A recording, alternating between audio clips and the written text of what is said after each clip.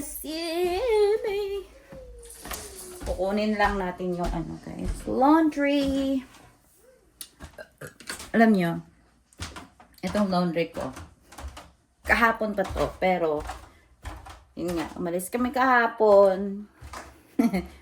Naggala-gala kami, hindi ko siya natapos. So, ngayon ko pa siya tatapusin. Ayan. Tutupiin ko lang naman na to, ano ko na, natapos ko na ng dryer. Ayan.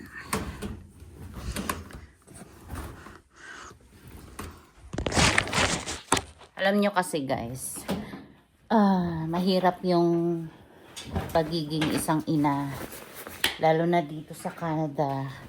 Kasi wala kaming katulong dito or wala kaming kasama sa bahay na pwede kaming tulungan compared sa Philippines. So, kaya talagang very, napaka-challenging yung buhay namin dito sa Canada. Lalo na sa mga family na walang masyadong matatawag dito sa Canada. Though may mga family but busy lahat maghanap buhay, magtrabaho. Kaya hindi, kahit na nandito yung mga relatives, wala ka pa din talagang matatawag for help if ever napagod ka na or something. Kaya ang ginagawa ko bilang isang ina na full-time mom dito sa Canada, hindi ko pinipressure yung sarili ko. Kung pagod ako, I take some rest. Natutulog ako kung gusto ko.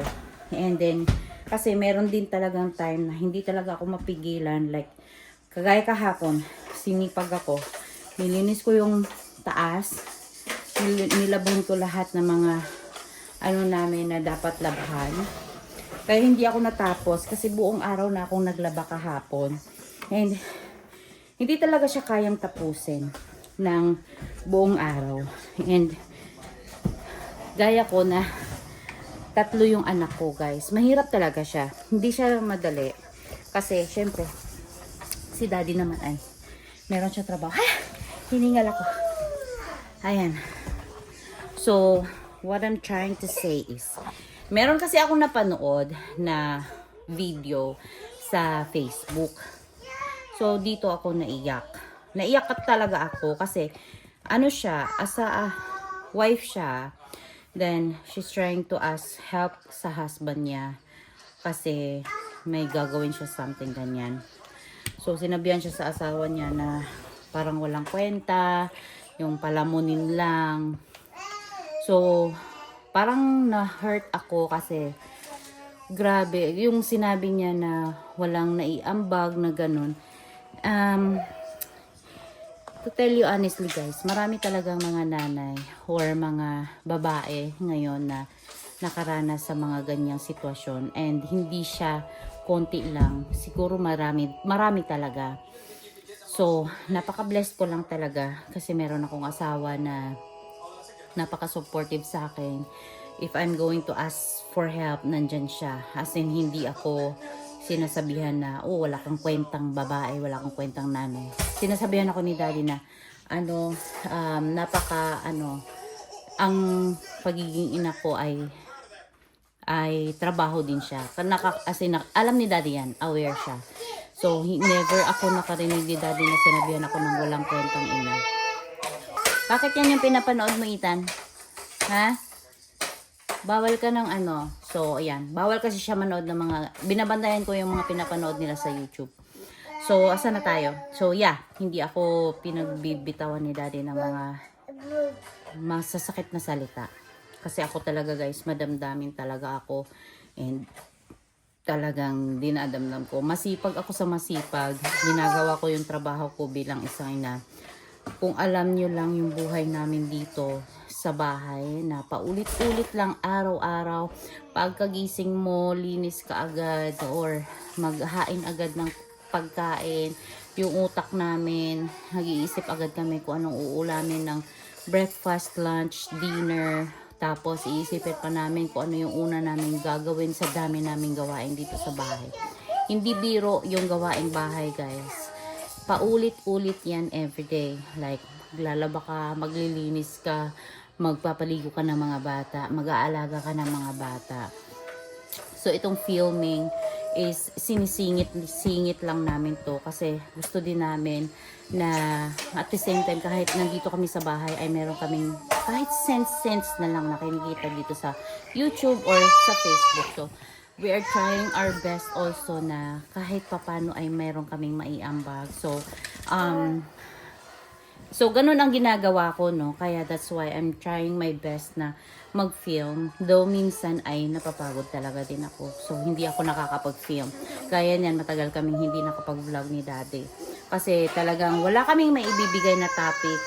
Kasi nga, sabi namin kahapon is, wala talaga kaming na-vlog din dito sa Winnipeg. And ako, as a stay-at-home mom, wala talaga akong buhay sa outside the house.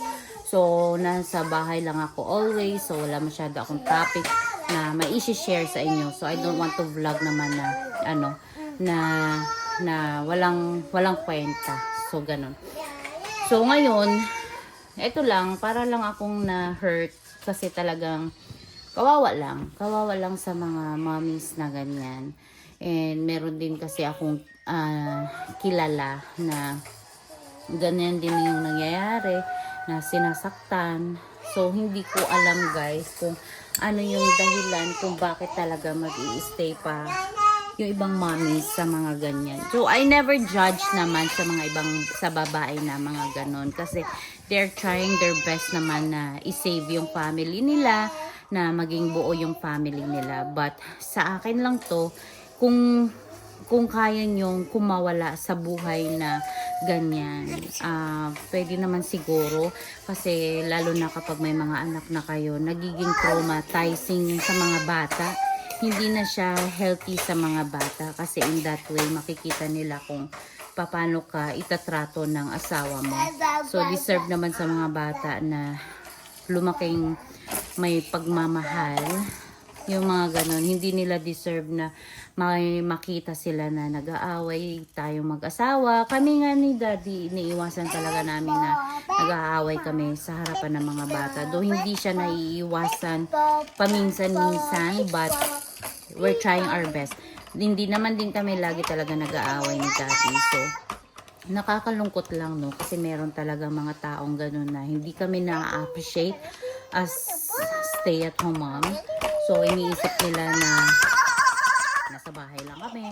So, iniisip siguro nila nakahilata lang kami dito, nakahiga lang kami dito. Hindi nila alam kung gaano ka-stressful dito sa bahay na four corners lang yung nakikita namin. Kaya, I'm so thankful na meron akong asawa na mahal ako kasi siya yung naghahanap ng way na ilabas kami. Kagaya kahapon, kahit na umuulan, sabi niya, sige tara, mag-drive tayo kahit na ano. Kasi gusto din ni Daddy kasi mag-drive na mga snowy ganyan.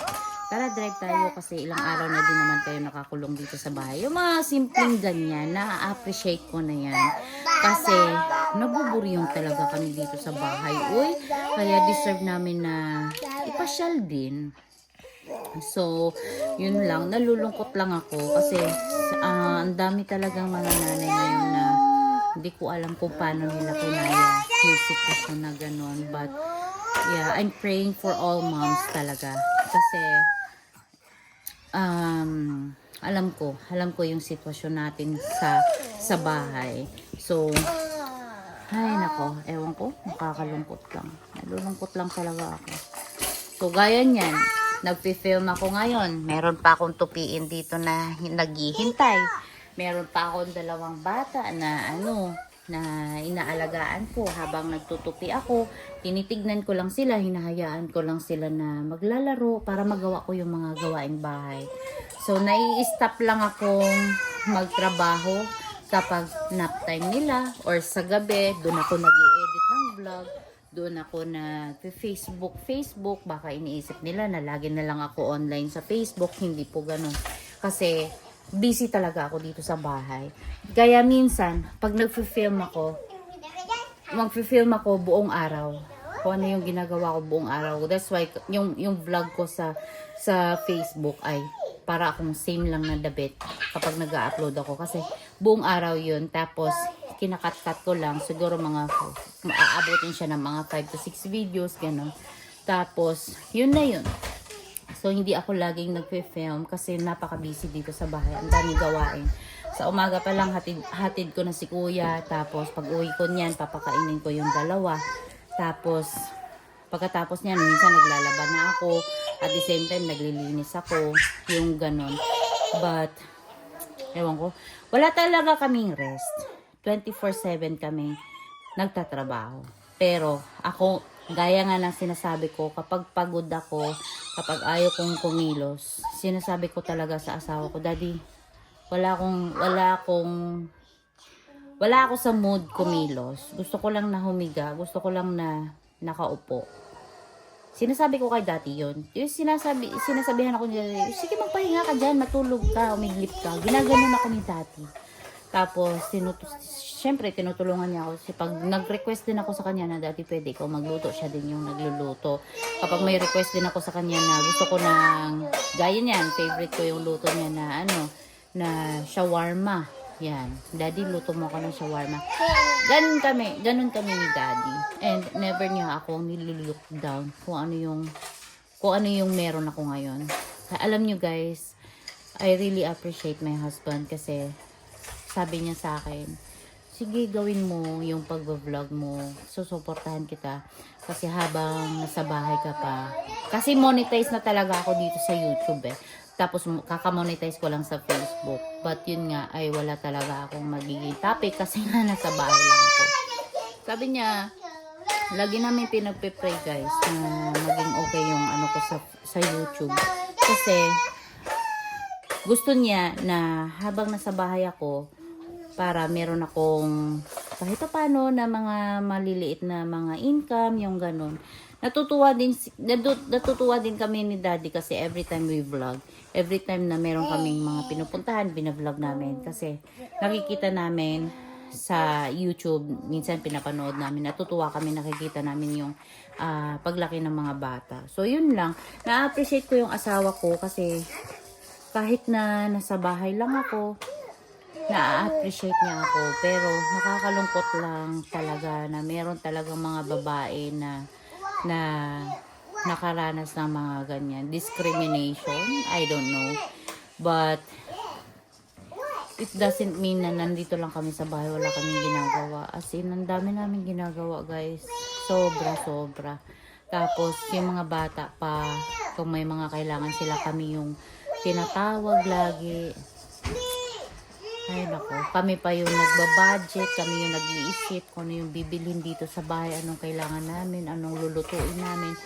Yung utak namin 24/7 yan gumagana. Ewan ko, nalulungkot lang ako kasi maraming babae na ganun yung buhay nila ngayon. And I'm just praying na sana open-minded yung mga lalaki din, no, na i-appreciate nila yung mga asawa nila. Huwag silang mababae. Mahalin nila ng todo yung mga asawa nila. I-appreciate nila yung mga asawa nila na nasa bahay lang. Tingnan mo ako, nag-vlog lang ako ngayon. Wala akong kaayos-ayos kasi I don't have time. Wala na akong time mag-ayos guys. As in, hindi ko nakilala yung sarili ko. Malayong-malayo yung itsura ko ngayon kaysa nung dalaga ako. But I'm fine. Hindi ibig sabihin na ganito yung itsura ko ay napabayaan ako ng asawa ko. It's my choice. Kasi mahirap talaga. Sa sobrang dami pa naman ng gawain dito sa bahay. 'Di ba? Nakakapag-ayos lang ako if ever nalalabas kami or magsisimba kami. Doon ako nag-aayos. But every time na nandito lang kami sa bahay, I will do whatever I want to do sa aking katawan. Hindi mag-aaway. Share. Yan Iiyak pa yan. Iiyak pa to. Mga ganyan. Pag nagsabayan pa yan sila nag-iyakan, nakakairita. But yun nga, nasanay na din naman ako. Kaya So, yun.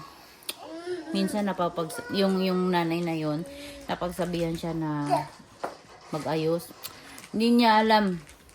na minsan hindi na namin maisingit yung sarili namin. Sa sobrang pagmamahal namin sa aming pamilya, inuuna namin lagi yung pamilya namin kaysa yung sarili namin. Nung niligawan ba kami ng lalaki, nung niligawan ba tayo ng lalaki na yan, ganyan ba itsura natin? Hindi, di ba? O, ibig sabihin lang yan, hindi mo siya tinutulungan yung asawa mo. Hindi mo siya tinutulungan sa bahay if ever na napaka-exhausted na. Kasi ako,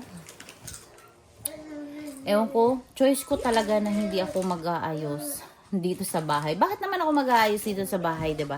Kasi para sa akin lang is comfort ano ko na to comfort na damit ko na to, and yung bare face lang na wala akong makeup, wala. Pero meron ako mga nilalagay na moisturizer kasi gaya niyan, winter dito, lagi akong nagda-dry. Dry talaga yung skin namin. But sa makeup, never talaga ako nagme-makeup every time na nandito kami sa bahay. So, ewan ko ba? Nakakalungkot lang talaga, guys. But, yeah. So, hanggang dito lang yung vlog, guys. So, sana ay sa mga mommies na kagaya ko, topic lang. Kung kaya nyong kumawala sa mga lalaking ganyan, syempre, pag-isipan nyo ng mabuti. But, lagi ko kayong ipag-pray, lagi kayong kasama sa prayer ko. And be strong para sa mga anak natin. Kung hindi man kayo mahal ng asawa nyo or nakakaramdam kayo na hindi kayo mahal, kayo na bahala. Double pag-iisip kayo kung ano ba, tama pa ba to o ano, diba? Kasi para din sa mga bata. So, yeah. Thank you for watching. See you to my next vlog. Bye!